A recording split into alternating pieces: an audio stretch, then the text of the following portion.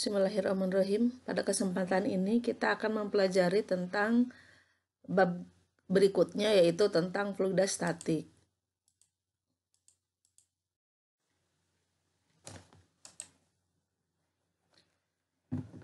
Kita awali tekanan pada fluida. Jadi tekanan itu kalau misalkan dalam zat padat, tekanan itu merupakan perbandingan antara gaya yang diberikan pada sebuah penampang tertentu. Nah, dalam fluida juga sama, hanya luas penampangnya. Kalau fluida zat cair itu sesuai bentuknya, sesuai wadah yang ditempati, maka luasnya juga bergantung bagaimana bentuk wadah yang ditempati oleh zat cair tersebut. Nah, tekanan yang terjadi pada fluida tentu disebabkan oleh gaya yang dikenai pada luas permukaan tertentu di fluida tersebut. Yang tadi sudah disebutkan bahwa bentuk luas permukaannya bergantung pada alas dari ruang yang ditempati oleh zat cair. Nah, misalkan kita isi gelas yang berbentuk silinder, maka luas permukaan bawah yang dikenai gaya berat dari air ini berarti yang digunakan luas lingkaran. Tekanan pada fluida sebanding dengan gaya dan berbanding terbalik dengan luas permukaan yang dikenai gaya. Yang dimaksud dengan luas permukaan yang dikenai gaya berarti kalau misalkan kasusnya seperti pada gambar, gayanya dari gaya berat air ini. Kemudian luas penampangnya luas gelas. Jadi tekanan yang dialami oleh gelas, dasar gelas itu atau tekanan fluidanya berbanding semakin banyak air yang dimasukkan ke dalam gelas, maka tekanannya juga semakin besar. Itu yang dimaksud dengan berbanding lurus. Nah, kalau dengan luas gelasnya semakin besar, maka tekanannya semakin kecil. Tapi sebaliknya, kalau luas permukaan gelasnya kecil, maka tekanan yang terjadi dalam fluida tersebut besar.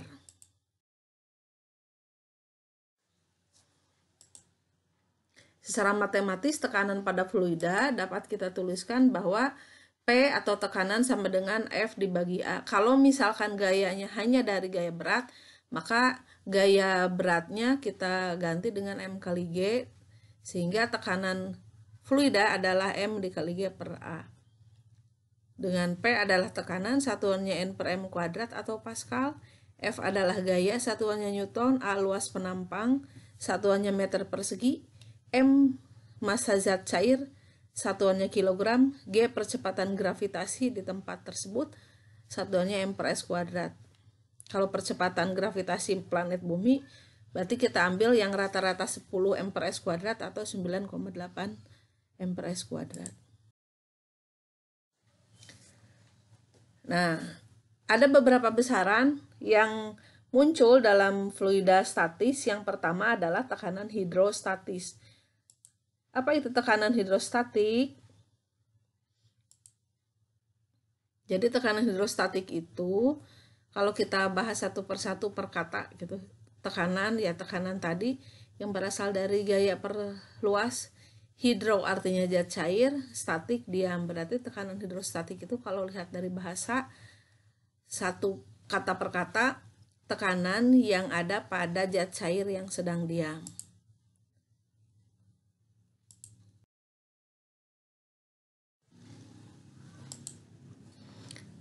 Ini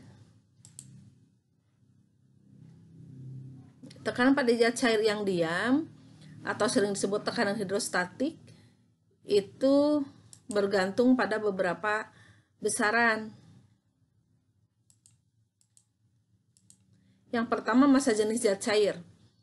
Jadi kalau misalkan dalam gelas atau dalam wadah yang sama, kita masukkan air dan minyak misalnya, atau air dan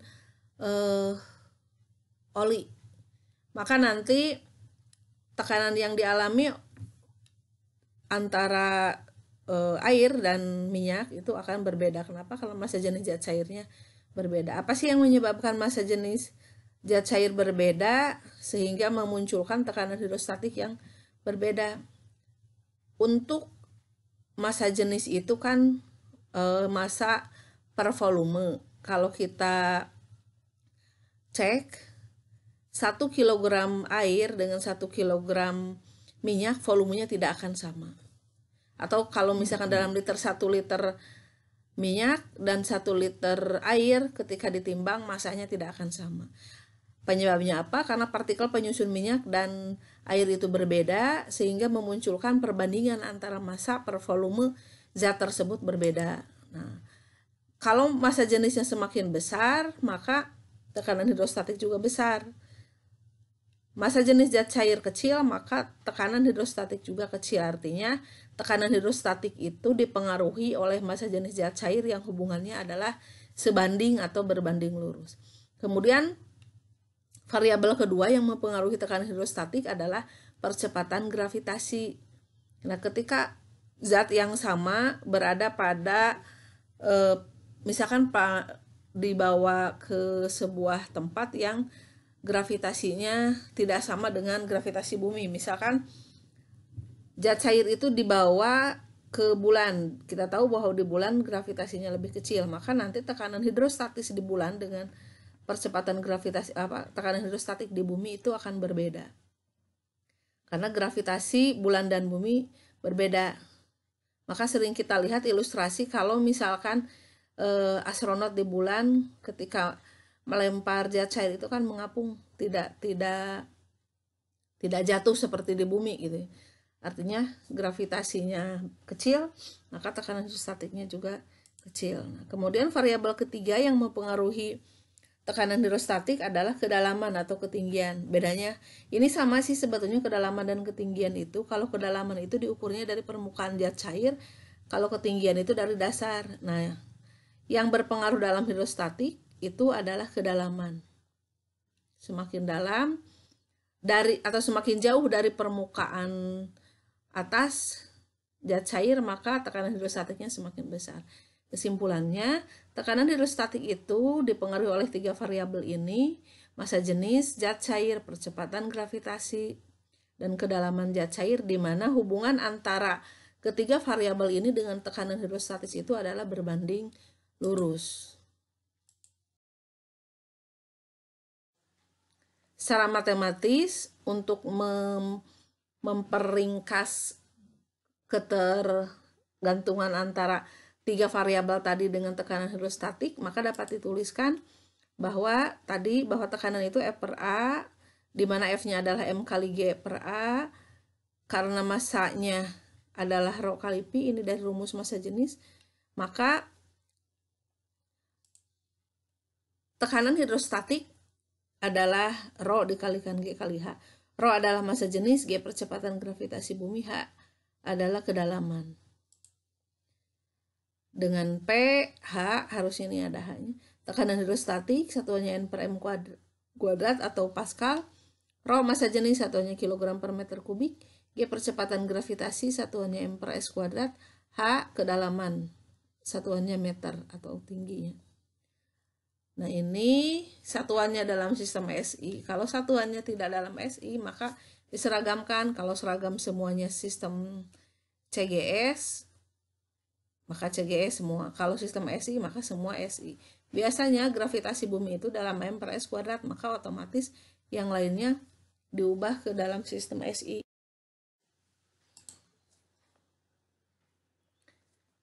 Nah, itu tadi apabila tekanan hidrostatiknya murni berasal dari zat cair yang sedang diam.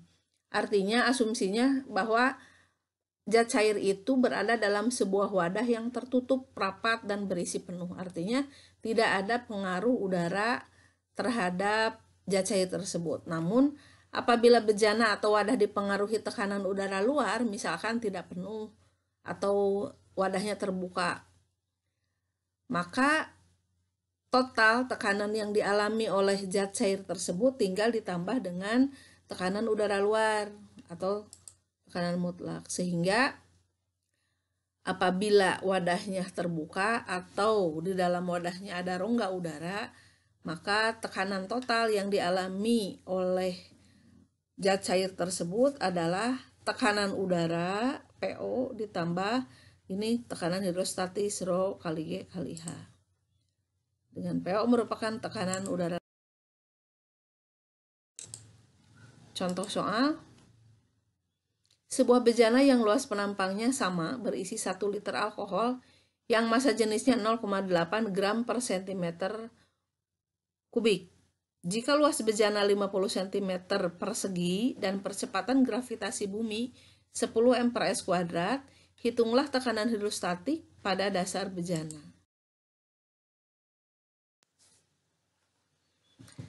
Berikutnya itu hukum dasar atau hukum pokok tekanan hidrostatik. Jadi kalau yang tadi itu formulasi atau rumus untuk tekanan hidrostatik, yaitu Rho dikalikan G dikalikan H jika tidak dipengaruhi oleh tekanan lain. Jika dipengaruhi oleh tekanan udara, maka tinggal ditambahkan tekanan hidrostatik itu adalah tekanan udara ditambah tekanan hidrostatiknya. Nah, hukum dasar tekanan hidrostatik atau hukum pokok dari tekanan hidrostatik itu bunyinya begini. Semua titik yang terletak pada suatu bidang datar di dalam zat cair sejenis memiliki tekanan yang sama. Nah, kalimat ini artinya apabila dalam sebuah bejana, nah ini misalkan ada pipa U diisi 2 cairan yang berbeda. Ini misalkan yang biru cairan 1, kemudian yang kuning cairan X. Maka nanti kalau kita ambil misalkan dasar dari cairan X, ini di A, titik A, tarik garis mendatar, ini kan permukaan atas yang biru ya.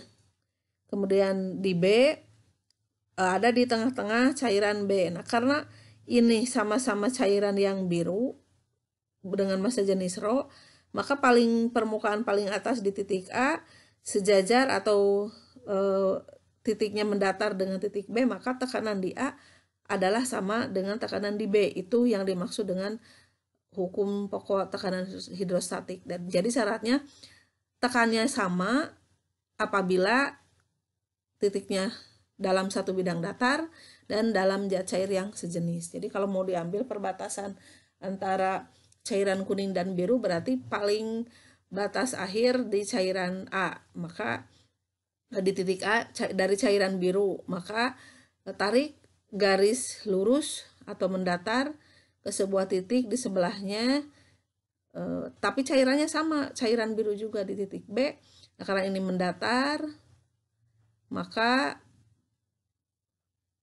tekanan hidrostatik di titik A dan di titik B adalah sama. Nah, menurut hukum utama atau hukum pokok tekanan hidrostatik tadi, PA sama dengan P di B, atau tekanan hidrostatik itu kan Rho GH, maka di A Rho GH1 akan sama dengan Rho GH2. Nah, kita akan bisa mencari perbandingan antara ketinggian cairan biru dan cairan yang kuning. G-nya sama di sini karena Rho GH1 sama dengan Rho X GH2. Berarti yang sama adalah G-nya, Rho-nya tidak bisa dicoret karena di sebelah sini cairan biru, di sebelah yang ini cairan yang kuning. Artinya berbeda cairan, massa jenisnya berbeda. Sehingga Rho X itu akan diperoleh H2 per H1 dikalikan Rho yang biru. Nah, ini bisa dijadikan untuk mencari massa jenis yang belum diketahui atau mencari ketinggian zat cair tersebut. Kalau ketinggian kan sebetulnya bisa diukur. Nah, umumnya hukum pokok tekanan hidrostatik itu bisa digunakan untuk memprediksi massa jenis sebuah zat cair yang kita belum tahu berapa sih massa jenisnya. Biasanya pembandingnya adalah air. Contohnya, sebuah bejana berbentuk pipa U seperti yang tadi dibahas di slide sebelumnya, berisi air dengan Rho atau massa jenis 1 gram per cm kubik dan raksa dengan Rho 13,6 gram per cm kubik. Tentukan berapa tinggi kolom air supaya perbedaan tinggi permukaan kedua fluida itu 2,5 cm. Jika luas penampang pipa di mana-mana sama, yaitu 5 cm, berapakah volume alkohol dengan massa jenis 0,8 gram per cm kubik yang harus dituangkan di atas raksa agar permukaan air naik 1 cm.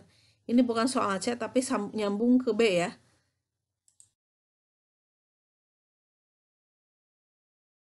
Kemudian untuk materi pembelajaran tekanan hidrostatik atau fluidastatik bagian pertama. Terima kasih.